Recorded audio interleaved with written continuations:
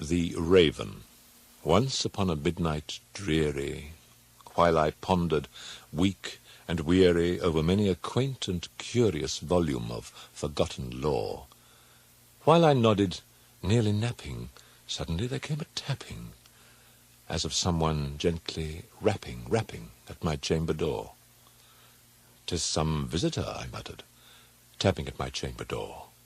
Only this and nothing more." Ah, distinctly I remember it was in the bleak December, and each separate dying ember wrought its ghost upon the floor. Eagerly I wished the morrow. Vainly I had sought to borrow from my books surcease of sorrow.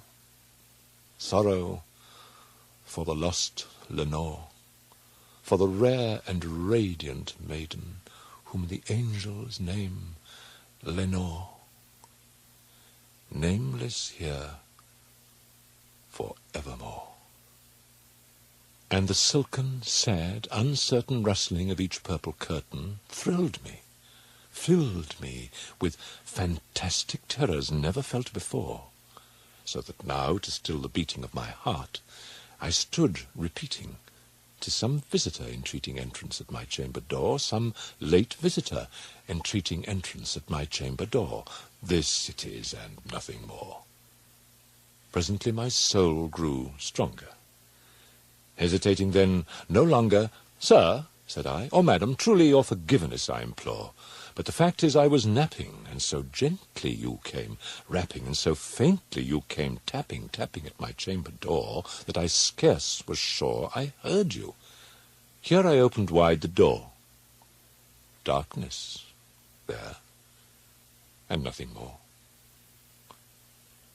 Deep into that darkness peering, long I stood there, wondering, fearing, doubting, dreaming dreams no mortals ever dared to dream before. But the silence was unbroken, and the stillness gave no token, and the only word there spoken was the whispered word, "Lenore."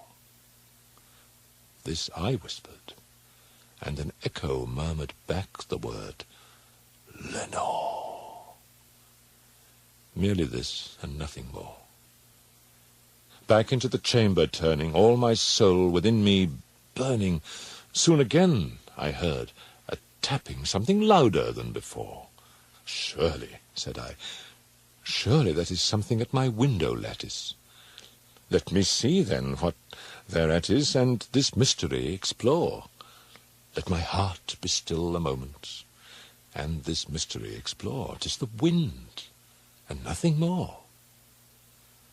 Open here I flung the shutter, when, with many a flirt and flutter, in there stepped a stately raven of the saintly days of yore.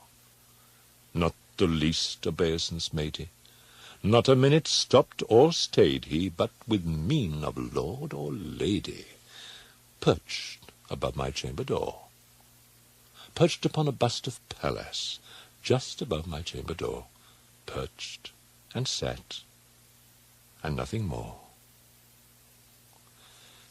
Then this ebony bird, beguiling my sad fancy into smiling, by the grave and stern decorum of the countenance it wore, "Though thy crest be shorn and shaven, thou," I said, "art sure no craven, ghastly, grim, and ancient raven, wandering from the nightly shore. Tell me what thy lordly name is on the night's Plutonian shore." Quoth the raven, "Nevermore."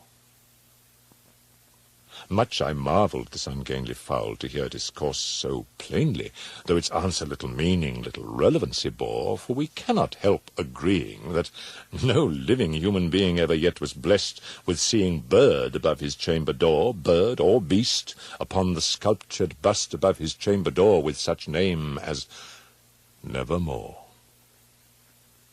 But the raven, sitting lonely on that placid bust, spoke only that one word, as if his soul, in that one word, he did outpour.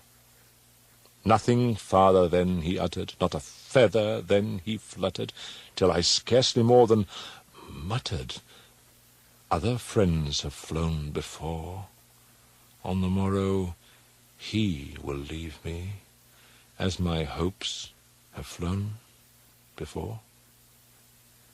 Then the bird said, "Nevermore." Startled at the stillness broken by reply so aptly spoken, "Doubtless," said I, "what it utters is its only stock and store, caught from some unhappy master, whom unmerciful disaster followed fast and followed faster, till his songs one burden bore, till the dirges of his hope that melancholy burden bore, of never, nevermore." But the raven still beguiling all my sad soul into smiling, straight I wheeled a cushioned seat in front of bird and bust and door. Then upon the velvet sinking, I betook myself to linking fancy unto fancy, thinking what this ominous bird of yore, what this grim, ungainly, ghastly, gaunt, and ominous bird of yore meant in croaking, "Nevermore." This I sat engaged in guessing, but no syllable expressing to the fowl, whose fiery eyes now burned into my bosom's core. This and more I sat divining with my head at ease, reclining on the cushion's velvet lining that the lamplight gloated o'er, but whose velvet violet lining with the lamplight gloating o'er she shall press nevermore. Then methought the air grew denser, perfumed from an unseen censer swung by seraphim, whose footfalls tinkled on the tufted floor. "Wretch," I cried, "thy God hath lent thee, by these angels he hath sent thee respite and nepenthe from thy memories of Lenore. Quaff, oh quaff this kind nepenthe, and forget this lost Lenore." Quoth the raven, "Nevermore." "Prophet," said I, "thing of evil, prophet still, if bird or devil, whether tempter sent or whether tempest tossed thee here ashore, desolate yet all undaunted, on this desert land enchanted, on this home by horror haunted, tell me truly, I implore, is there balm in Gilead? Tell me, I implore." Quoth the raven, "Nevermore." "Prophet," said I, "thing of evil, prophet still, if bird or devil, by that heaven that bends above us, by that God we both adore, tell this soul with sorrow laden, if within the distant Aden it shall clasp a sainted maiden, whom the angels name Lenore. Clasp a rare and radiant maiden, whom the angels name Lenore." Quoth the raven, "Nevermore." "Be that word our sign of parting, bird or fiend!" I shrieked, upstarting. "Get thee back into the tempest and the night's Plutonian shore! Leave no black plume as a token of that lie thy soul hath spoken! Leave my loneliness unbroken! Quit the bust above my door! Take thy beak from out my heart, and take thy form from off my door!" Quoth the raven, "Nevermore." And the raven, never flitting, still is sitting, on the pallid bust of Pallas just above my chamber door.